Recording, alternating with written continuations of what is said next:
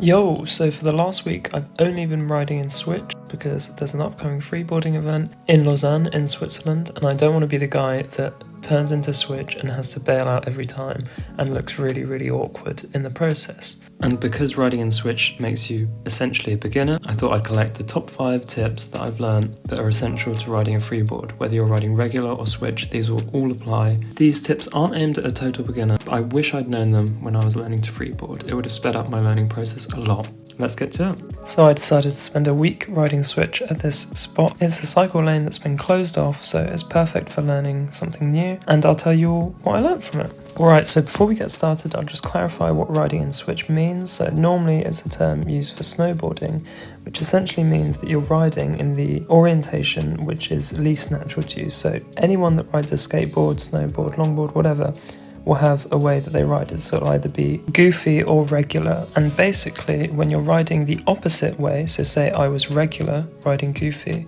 then that would be called riding in Switch. So this is what I'm doing right now.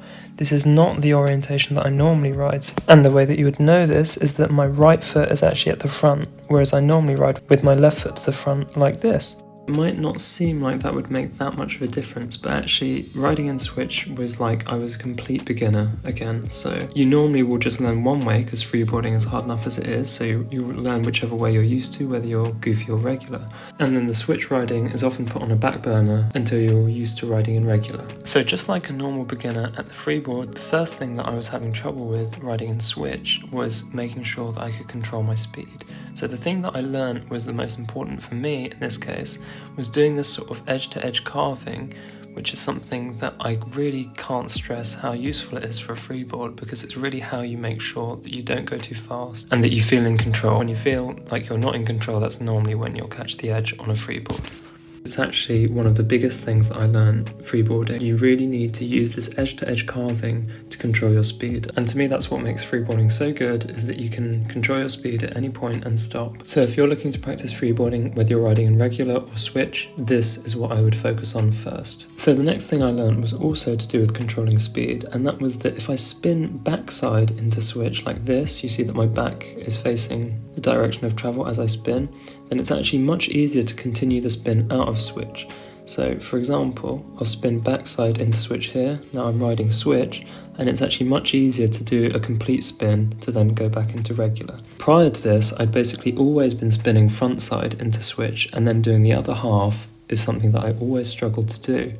So actually being able to figure out a way in which I can do a spin in Switch means that I can control my speed a lot better, because spins always lose quite a lot of speed. That's something that always happens with freeboarding. So if you're struggling to do spins, try spinning the other way, and if you're struggling to control your speed, try and use spins to do this instead of carving. And if you can do both, that's actually the ideal one, because then you'll always be in control of how you're moving. At this point, I was getting much better at doing these little carves in Switch, and so I wanted to do the whole thing from the cycle sign all the way up to the top in Switch. Now the problem with this is it was going fine all up till the end when I caught the edge.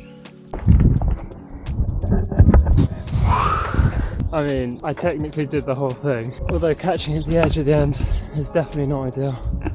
After that, morale was quite low, so I had to rethink what I was going to do on day 3. Yo, so it's day 3 of my week riding Switch. Things were a lot better yesterday, so I think it was much easier to spin. And today it's like just insane weather. It's the weekend, so I can stay for a lot longer. I have been staying for quite a while in the weekday ones as well. Yeah, see what I can learn today. So the reason that I bailed out here was because I didn't lock in my front foot. And this brings us to the next tip. Lock in your front foot. Really focusing on trying to get a really strong and stable front foot. This means essentially locking it in and only having your back foot be light to drift out. This is what allows you to do the carving, as mentioned earlier, and was really useful to focus on as I was going down. And whether you're riding in Switch or regular, you should definitely be focusing on this if you want to have control over your speed. So this is it. It's the last day of the week to practice Switch riding. We're at the classic spot, which we've been hitting all week this week, to see how much progress we've made in a week of just doing Switch. So it's the last day, perfect day for freeboarding. Let's get to it. So this was the last run. I'd just done the whole thing so far, and this was the end. And as you can see, it's much more natural than it's ever been, And all I can say with this last bit was that riding regularly is the most important, and you really will only just get better by doing it. So I finished it without crashing like last time. Alright, lastly, and related to number 2, is that if you're used to riding with a friend in order to do your practice, I think the transition to the point where you're actually going out on your own is vital. And for me, that was actually what changed from freeboarding being something that I did every few months to something that I did every day. Once you start doing it on your own and you start to enjoy it, then you're going to start doing loads of practice. And obviously practice is actually the only hurdle between you being able to freeboard well or falling over all the time and not really taking it up fully as a hobby. Alright, so I hope that you found these tips useful. I got really inspired from riding in Switch, and it took me back to being a beginner, and I thought that these tips would be useful for someone who was just starting out. So if you're interested in this kind of content, feel free to check out my other videos. Otherwise, have a good one.